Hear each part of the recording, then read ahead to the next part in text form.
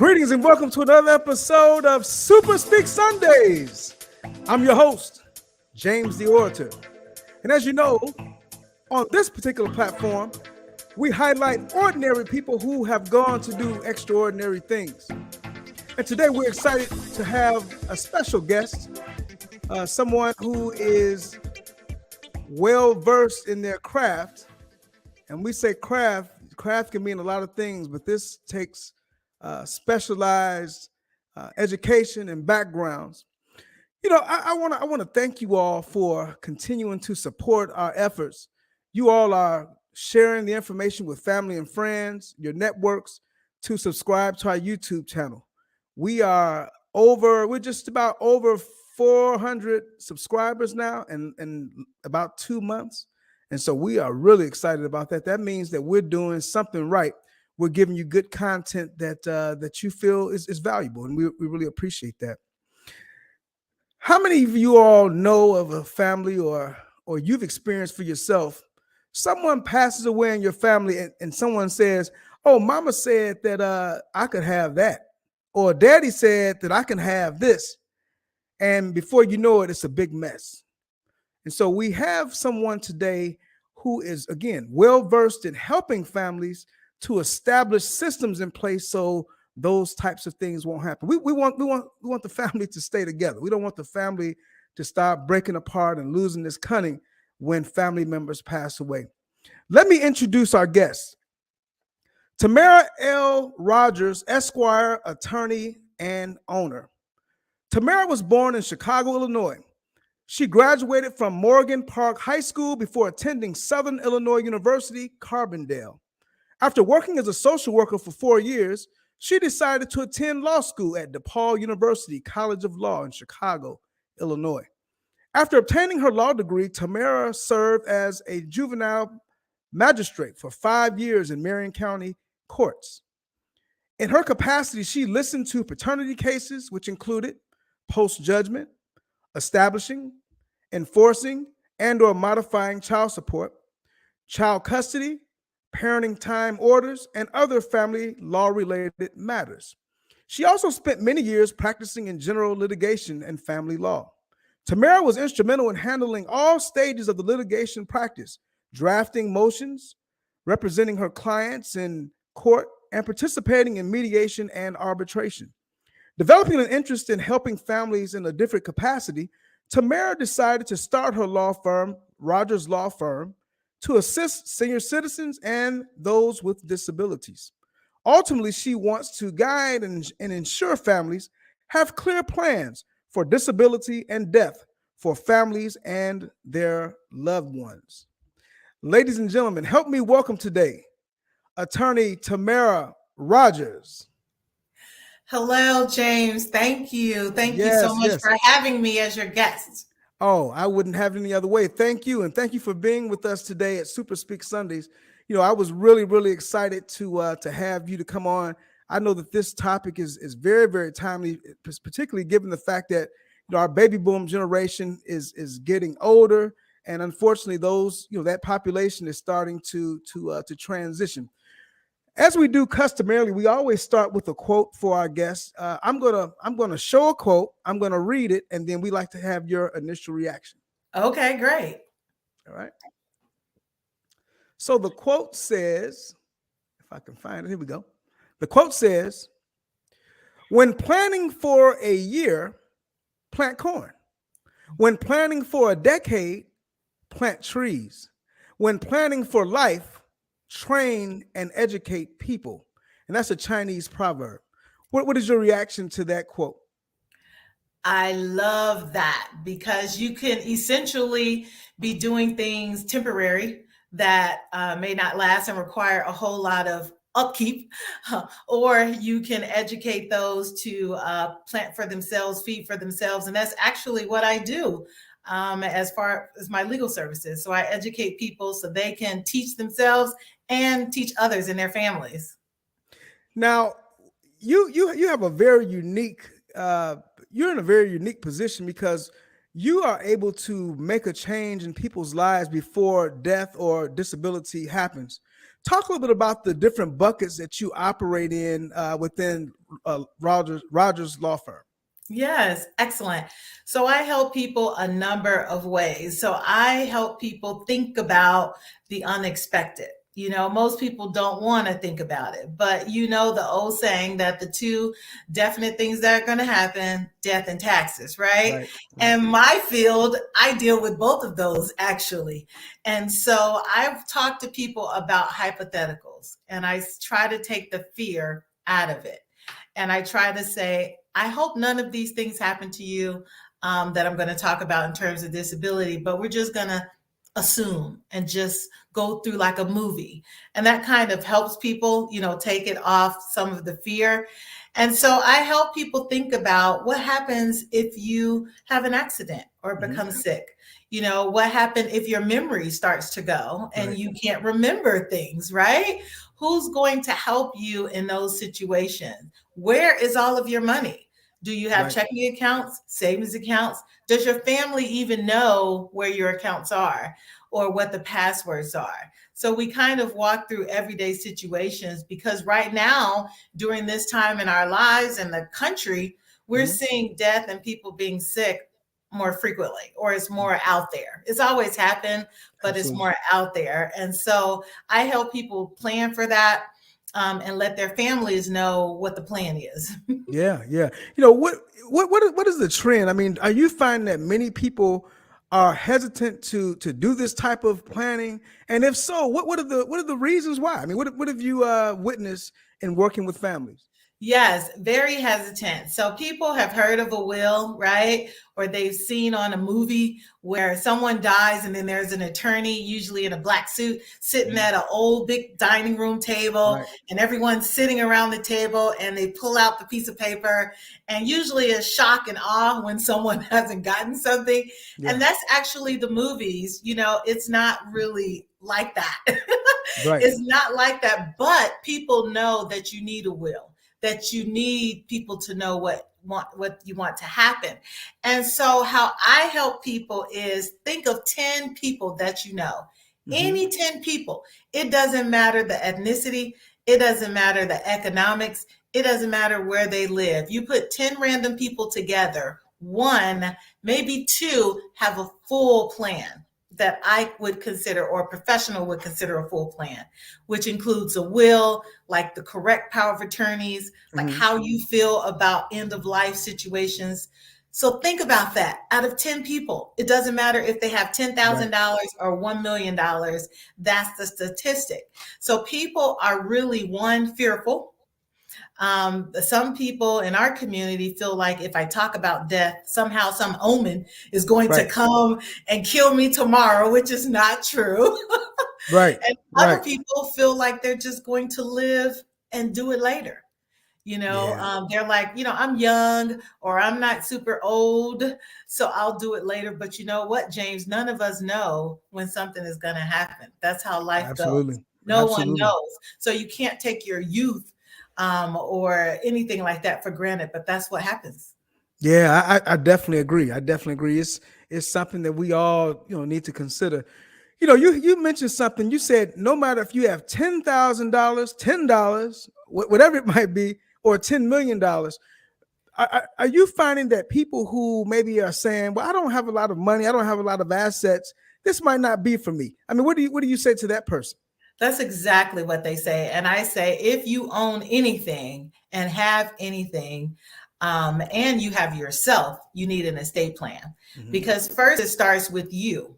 Even if a person has $500, right? When the check hits and after the bills are paid, assume you have just $500 in your account. One of the things we help people with is, what would you do if you became sick? Or if you needed help, who is going to help you? Talk to the doctor or help pay your bills. That is a power of attorney that can help anybody while you're alive. And it doesn't matter, how much money you have. And you cannot assume that your spouse is going to be the power of attorney. It's not automatic if you're married. And people don't understand that either.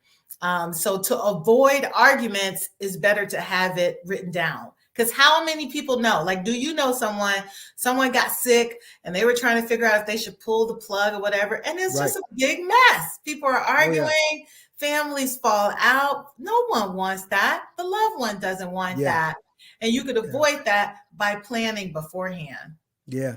I remember there was a case, and this is probably, something that lawyers study, but the case with what was the last name? Shivan or Shivo. Shivo. Yes. Yes. That I think that case was definitely something that we all can learn from, because there was a battle between the husband and the family members of what they were going to do. And Yes. so again, I hear you saying that power of attorney is definitely important. Now, for those who don't understand what power of attorney means, what is the role of a power of attorney? Yeah, excellent. So in Indiana, because I practice in the state of Indiana, wealth and one is over health. So keep that in mind, health and wealth. So wealth, the financial sort of power of attorney, sometimes it's called durable power of attorney. That's someone who can help you while you're alive deal with financial situations. They can help pay bills. They could transfer money. They can help you make investments. Any of those sorts of things. Leases, contracts, but you direct them because you're still alive. So Right. they're not supposed to be just out there taking money out your account and making transactions without you. So you have to be very careful who you choose as your power of attorney. The second one is health. So it's called a healthcare power of attorney. It's about to be called a healthcare representative. So Okay. that's someone that can start treatment, stop treatment, get copies of your medical record, talk to a doctor, or if there's an issue, and they can meet with the doctor without you, or talk to a pharmacist and get information. This is very important because you're alive and well, or if you're sick, who can stand in to talk for you, right? Because the doctors, the hospital, they don't really know you as a person like that. And so it's good to name one, also a backup, at least. Oh, okay. Okay, boy. That I bet that's helping a lot of people right now, because I'm sure there are some who may not have known that. So I have my will, but there's something else that people also get, and that's like this umbrella where the will is placed under. What is that called? The will. It's like the umbrella for the will and all the other stuff. Are you talking about like a trust? A trust. When should a person get a trust? A person should get a trust if they want to, one, avoid probate court. Probate court is sometimes like what people don't want. Okay. And to not talk about legal language, what that means is after someone dies, if they have something that was just in their name, like a home that was just in their name, maybe a car, maybe a checking account that has $10,000 in there, or a savings account. Right. If it was just in their name, no one can have access to it. Wow. And in the state of even their spouse. So if the home is in one person's name, the spouse is still alive, it doesn't automatically even go to a spouse, marriage situation. And so right now in the state of Indiana, if all of that is 50,000 or more, we have to go to court to allow you to get access to the deceased person things. Wow. Yeah. Again, many people probably don't know that. And I think it's value. I think you're really helping some people today. I want to go back to Chicago, Illinois. And so you graduated from high school. You were a social worker first. Is that right? Correct. What is the correlation between social work and practicing law, particularly in this capacity that you're serving in now? Yes, exactly. So I have a master's in social work, and I used to help teenagers a lot. And I was at a high school for pregnant teenagers and dealt with teens. That was my sweet spot, sort of middle school all the way to high school. I just kind of like that age group. And I just had a heart for them because a lot of times people count teenagers out. And count the young adults out, and they have a lot to tell society, and they didn't choose their families, right? They didn't choose their families. Right. And a lot of times they were trying to be independent and they needed help. So that's what I was doing. And I really enjoyed it. But I met a social worker who had a law degree. And what Mm. she was doing was getting guardians for children whose parents were in prison and jail, Wow. because there's a lot Wow. of people in jail in the Chicago area. So she was helping people get guardians for those kids, because assume that mother has 5 kids. Right. Mother is in jail or prison. If there's no other family member, they go to the state. And so we Mm-hmm. were helping get guardians to avoid the state process. And that piqued my interest. So I decided to go to law school. And what I do now is still very social worky. Oh But yeah. Oh yeah. it's still in me. I can't get away from it. So it must be kind of like my calling to deal with people, because Yeah. what I do right now is heavy on holistically looking at people, social services, medical service, Yeah. legal services. So I help people with all of that, even though I'm just an attorney. What was some of your, I mean, what did you notice? And again, I want to go a little further back, I guess. What did you notice about your interactions with people early on in life? I mean, have you always been a helper? I mean, what are some of the traits, or what did you learn from, being at home that helped to shape where you are now? Yes, I have always been a helper, but always very book smart. So I Okay. was like the child that was reading all the time. I've never watched a lot of television. Hmm. And so I didn't like spend a lot of idle time watching television. My mother was very strict anyway, so we couldn't watch a lot of Right. television. And not to date my age, this was pre-streaming, pre-cable. Like when I was younger, we just had a black and white TV. So we didn't even have like a lot of distractions like that, Sure. like kids Sure. have now. So I read all the time, and I was always book smart. I graduated from high school at 15, Oh and my wow. Okay. parents let me go to college at 16. So I went Wow. away. Yeah. And so when I met someone who Wait, had wait, went, wait, wait, wait, wait, wait, wait. So yeah, you yeah, you went on a college campus at yes, 16 years old. 5 hours away from my parents At at, 16. at Lived in the 16 dorm, lived in the in a dorm. dorm Wow. Wow. at SIU, Wow. which was called the party capital at the time. I don't think my parents Oh knew yeah. Oh yeah. Definitely. Definitely. Wow. That's that. amazing. That's amazing. So Yeah. it speaks to a lot about who you are intellectually, what you've done, in the classroom. I think those things are important, and young people need to know that these things are they're in their reach. I mean, it's not too far away that a person can go and do what they're supposed to do and go to law school and impact the lives of people. Um, Yes. Talk a little bit about what's for you in the next 5 years. Where's the business going? I know the business is relatively new, but what other areas would you like to explore as it relates to law? I mean, Yeah.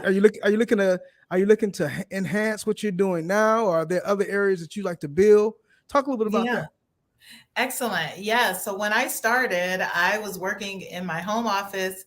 It was right before the shutdown, the COVID shutdown, when I started my firm, but I didn't know that the shutdown was going to happen. So I started with just me and one client, March of 2020, and we have grown tremendously. Like last year, I had 57% growth, Oh and there's wow. now 4 of us, and sometimes a part-time 5 person.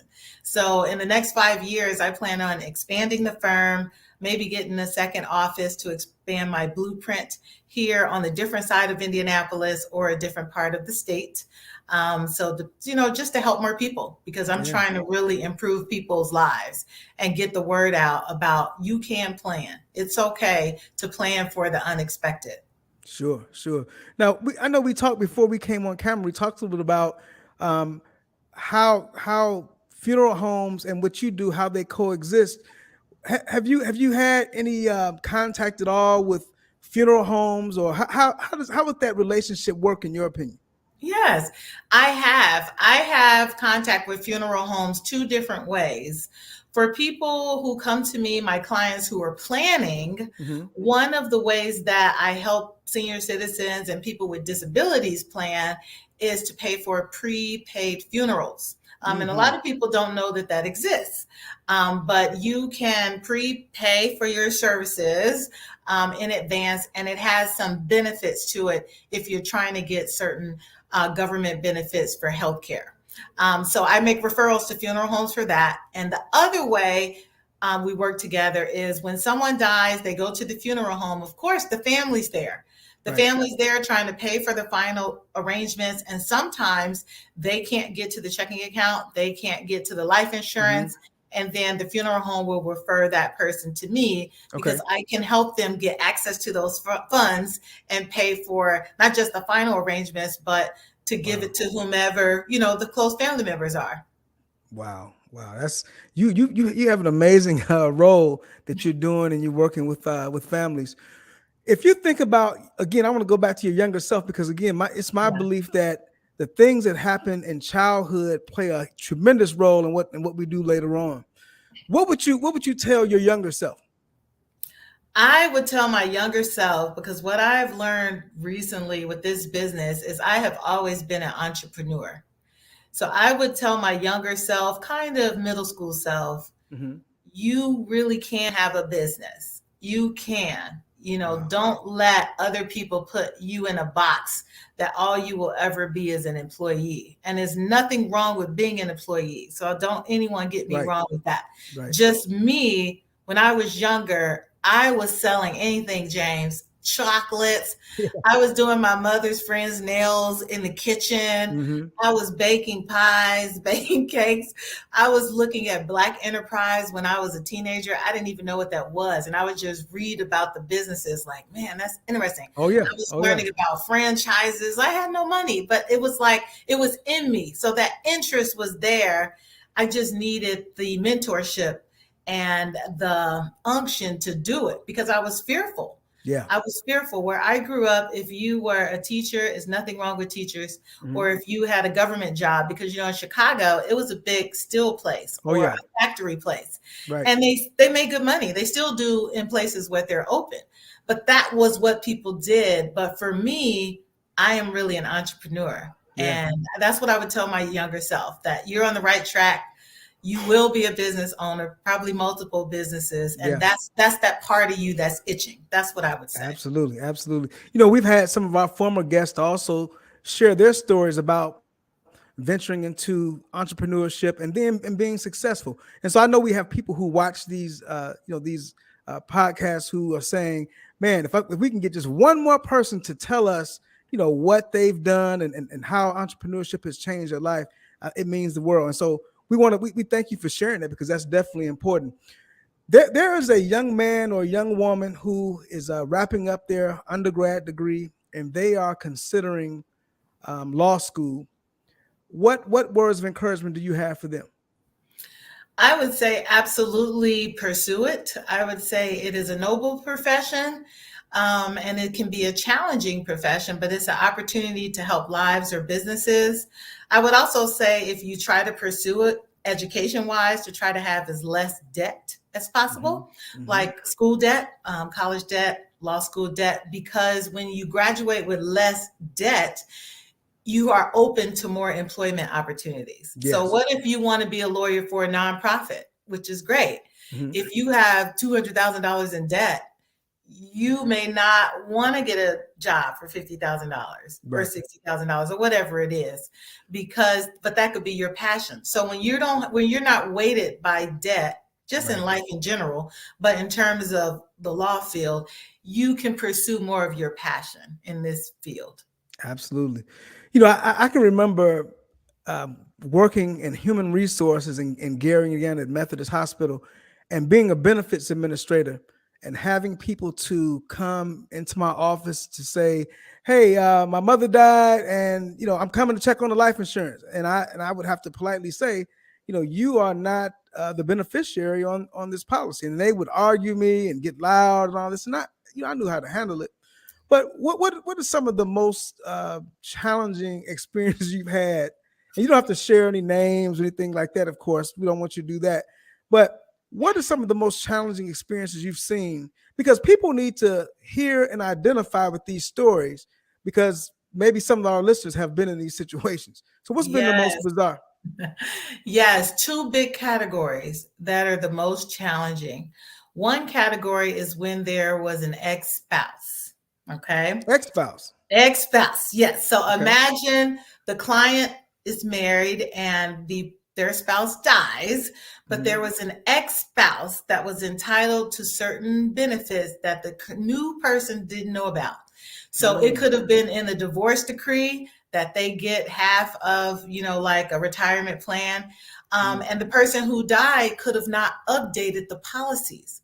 Sometimes people have policies for so many years, James, they forget to add the new spouse on there. Right. Not that they're Right. trying to be mean or anything, but a lot of times people just don't think about it. And so when I have to talk to my client about why the ex-spouse is getting 100,000, 200,000, or a home, a second home, that's usually not a good conversation. But so everyone has to make sure if you have any exes, that all of your things are updated. The second category is not necessarily ex-spouses, but if you have other children from other people. Okay. Because so say you're married, you haven't been married before, but maybe you have other children by other parents. Right. When you die, all of your children have equal rights. So the children of your marriage and the children that you may have had before or during. And that's what people don't understand. And so I'm sitting there with the client and they think that because they have children of the marriage, that somehow those children have higher priority. And it's like, no, the person who died was mother or father to all by the law. If you don't write it down in a will, if you don't write it down in the trust, the state will tell you what to do with it. And those are hard conversations. Wow. That's amazing. That's amazing. And that's information that people need to know, I believe. Yes. For sure. Think about how many people that have children, by different fathers or different mothers. Yeah. Wow. Equal distribution Equal or distribution, whatever. unless you plan with me. And Right. then we can distribute it how you want. Right. Woo. Hey, ladies and gentlemen, I don't know how you're feeling right now, but I'm feeling, inspired and I'm feeling encouraged. This is Tamara Rogers, and she is an estate planning attorney with Rogers Law Firm. Please reach out to her. Now, tell us, Tamara, very quickly, when we go to your website, trogerslawfirm.com, what will we see? Yes, you will see pictures of my staff and you'll see how we can help you. So we can help anyone at any stage. We focus a lot on senior citizens. And that means really anyone over 50, 55, not 65, 70, or anyone who has a parent or loved one who's over 50. 55. So that includes a large population. We also help people who have disabilities of any age, whether they're children, middle school, young adults, or seniors. So we help them with their care. So whether they need a will, trust, power of attorney, maybe they need a nursing home or assisted living, or a guardian, because they can't make decisions for themselves. We help the entire gamut.